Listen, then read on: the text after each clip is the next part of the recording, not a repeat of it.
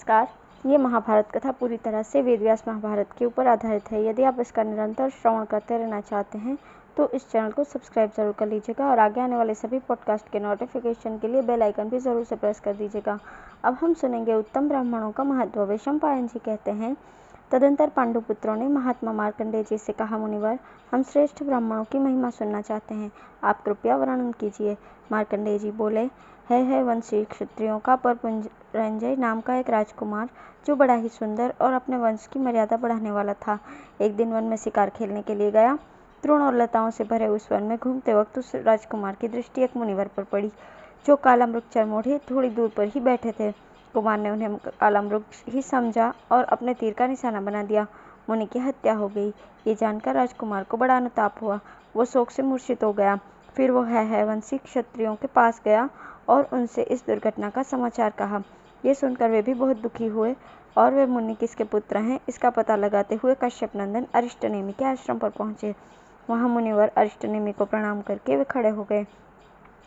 मुनि ने उनके आतिथ्य सत्कार के लिए मधुपर्क आदि सामग्री अर्पण की।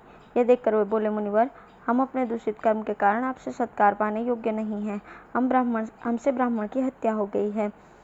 ब्रह्मर्षि अरिष्टनेमि ने कहा, आप लोगों से ब्राह्मण की हत्या कैसे हुई और वो मरा हुआ ब्राह्मण कहाँ है? उनके पूछने पर क्षत्रियों ने मुनि के वध का सारा समाचार ठीक ठीक बता दिया और उन्हें साथ लेकर उस स्थान पर आए जहाँ मुनि की हत्या हुई थी। किंतु वहाँ उन्हें मरे हुए मुनि की लाश नहीं मिली।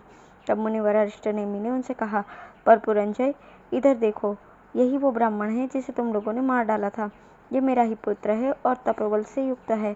उस मुनि कुमार को जीवित देख वे बड़े आश्चर्य में पड़े और कहने लगे, ये तो बड़े ही आश्चर्य की बात है। ये मरा हुआ मुनि यहाँ कैसे आ गया? इसे किस प्रकार जीवन मिला? तपस्या का ही बल है जिसने इसे पुनः जीवित कर दिया। विप्रवर, हम ये सब रहस्य सुनना चाहते हैं। ब्रह्मर्षि ने उनसे कहा, राजाओं, मृत्यु हम लोगों पर अपना प्रभाव नहीं डाल सकती। इसका क्या कारण है ये भी हम आप लोगों को बताते हैं। हम सदा सत्य ही बोलते हैं और सर्वदा अपने धर्म का पालन करते रहते हैं, इसलिए हमें मृत्यु का भय नहीं है। हम ब्राह्मणों के कुशल की, उनके शुभ कर्मों की ही चर्चा करते हैं, उनके दोषों का बखान नहीं करते। हम अतिथियों को अन्न और जल से तृप्त करते हैं। हम पर जिनके पालन का भार है उन्हें पूर्ण भोजन देते हैं और उनसे बचा हुआ अन्न स्वयं भोजन करते हैं। हम सदा सम, दम, क्षमा, तीर्थ सेवन और दान में तत्पर रहने वाले हैं। पवित्र देश में निवास करते हैं। इन सब कारणों से भी हमें मृत्यु का भय नहीं है। ये सब बातें मैंने संक्षेप में सुनाई है। अब आप जाएं। ब्रह्म हत्या के पाप से इस समय आप लोगों को कोई भय नहीं रहा। ये सुनकर उन वंशी क्षत्रियों ने एवं अस्तु कहकर मुनिवर अरिष्टनेमि का सम्मान एवं पूजन किया और प्रसन्न होकर अपने देश को चले गए। अब है ताक्ष सरस्वती संवाद। मार्कंडेय जी कहते हैं, पांडुनंदन, एक समय मुनिवर ताक्ष ने सरस्वती देवी से कुछ प्रश्न किया था। उसके उत्तर में सरस्वती ने जो कुछ कहा वो मैं तुम्हें सुनाता हूँ, ध्यान देकर सुनो। ताक्ष ने पूछा, भद्रे, इस संसार में मनुष्य का कल्याण करने वाली वस्तु क्या है? किस प्रकार आचरण करने से मनुष्य अपने धर्म से भ्रष्ट नहीं होता? देवी, तुम मुझे इसका वर्णन करो, मैं तुम्हारी आज्ञा का पालन करूंगा। मुझे दृढ़ विश्वास है तुमसे उपदेश ग्रहण करके मैं अपने धर्म से गिर नहीं सकता। सरस्वती ने कहा, जो प्रमाद छोड़कर पवित्र भाव से नित्य स्वाध्याय, प्रणव मंत्र का जप करता रहता है और अर्ची आदि मार्गों से प्राप्त होने योग्य सगुण ब्रह्म को जान लेता है, वही देवलोक से ऊपर ब्रह्मलोक में जाता है और देवताओं के साथ उनका प्रेम संबंध हो जाता है। दान करने वालों को भी उत्तम लोकों की प्राप्ति होती है।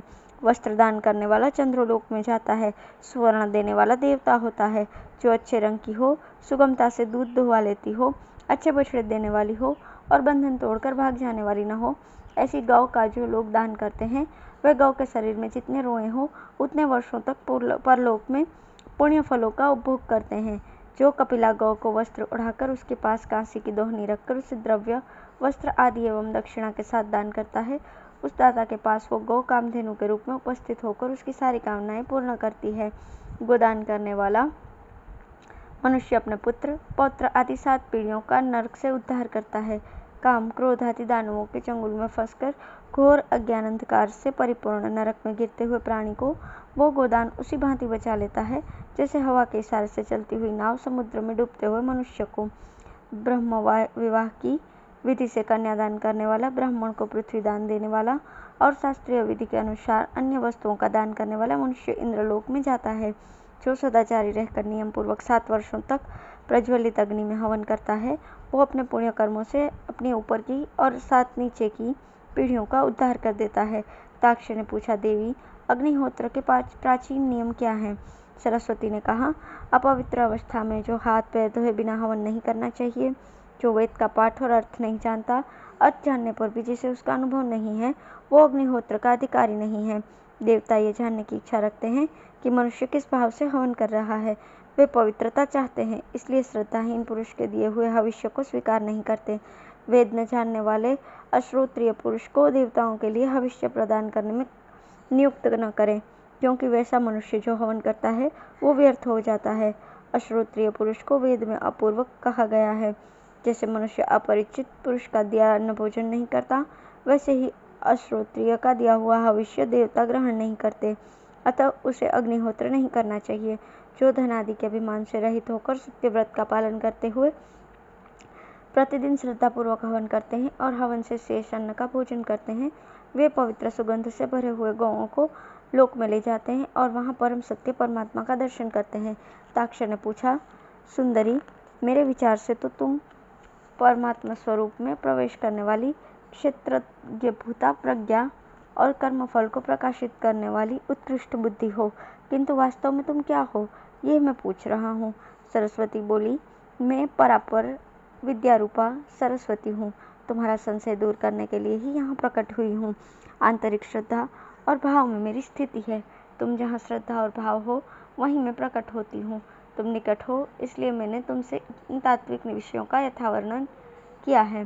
ताक्ष ने पूछा, देवी, जिसे परम कल्याण स्वरूप मानते हुए मुनिजन इंद्रियों का निग्रह आदि करते हैं तथा जिस परम मोक्ष स्वरूप में धीर पुरुष प्रवेश करते हैं, उस शोक रहित परम मोक्ष पद का वर्णन कीजिए, क्योंकि जिस परम मोक्ष पद को सांख्य योगी और कर्मयोगी जानते हैं, उस सनातन मोक्ष तत्व को मैं नहीं जानता। सरस्वती बोली, स्वाध्याय रूप योग में लगे हुए तथा तप को ही धन मानने वाले योगी व्रत, पुण्य और योग के साधनों में जिस परम पद को प्राप्त कर शोक रहित हो जाते हैं, वही परात्पर सनातन ब्रह्म है। वेदवेत्ता उस परम पद को प्राप्त होते हैं। उस परम ब्रह्म में ब्रह्मांड रूपी एक विशाल बेंत का वृक्ष है।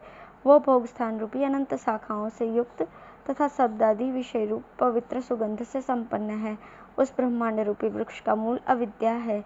अविद्या रूपी मूल से भोगवासनामयी निरंतर बहने वाली अत्यंत नदियाँ उत्पन्न होती है।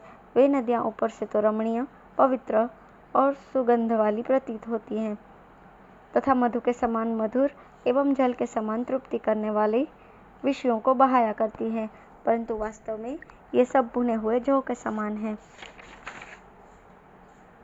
असमर्थ हैं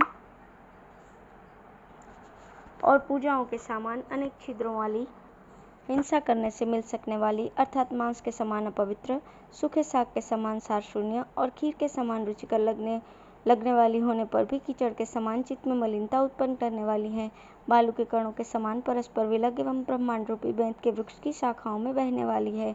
मुने, इंद्र, अग्नि और पवन आदि देवता मरुदगणों के साथ जिस ब्रह्म को प्राप्त करने के लिए यज्ञों द्वारा जिसका पूजन करते हैं, वो मेरा परम पद है। धन्यवाद।